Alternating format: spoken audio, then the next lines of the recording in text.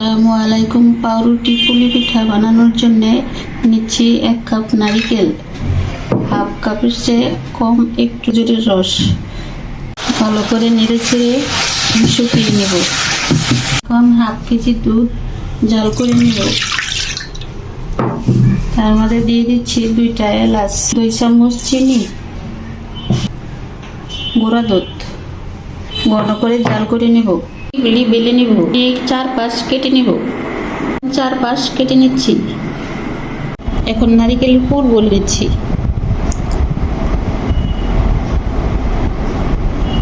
পাউরুটির উপর ঘন করা জাল করা দুধটা দিয়ে দিচ্ছি।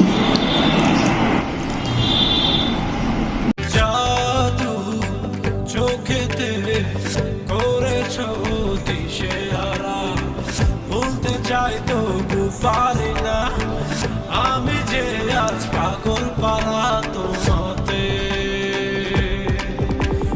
জানি না বুঝি না কিছু তোমার